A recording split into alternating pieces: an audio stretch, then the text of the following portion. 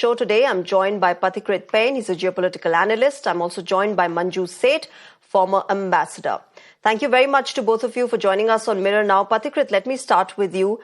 One of the first things that came to my mind when I saw, news about this attack was ISIS claiming responsibility for this ghastly, dastardly attack, which has claimed several lives, unfortunately.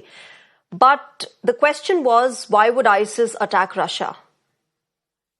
Good evening, Shreya, and good evening, Ambassador Seth.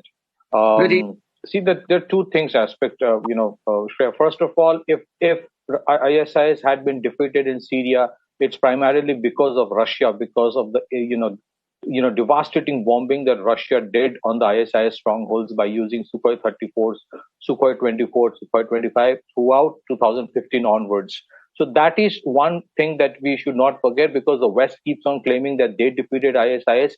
It's primarily the Russians and the Iranians who defeated and brought back the entire domination of Bashar al-Assad in Syria. So from that time onwards, ISIS did have a lot of animosity and disdain for Russia. That's an open. But you're right, it is very surprising that this attack is happening right now, because Russia per se has been very much against what is happening in Gaza and has been, voicing concerns for the Palestinians.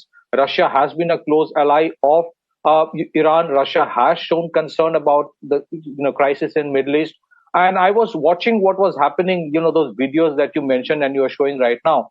These are, if you look at these terrorists, the way they're operating, it's tradecraft. They were not shooting indiscriminately. They were going for controlled firing, which means that somebody professionally had trained them. So it doesn't look like a lone wolf attack, because 11 people together cannot do a lone wolf attack. It has to be one or two at most. So it would be very surprising when I hear that, suddenly it happened and it had nothing to do with the Ukraine war, or it has nothing to do with Russia's, Putin's huge victory in the election. It is very, very difficult to presume that there is no external linkage to this attack. Yes, it is true, Shreya, that Russia is not new to this kind of attack. We have seen in 2002 that Moscow theater attack happened. We have seen the Beslan, hostage crisis in 2004. But you had major secessionist problem in Muslim majority areas of Chechnya and Dagestan that time. Those issues have been sorted out. It is not to say that radicalization is not happening, but ISI is doing something like this.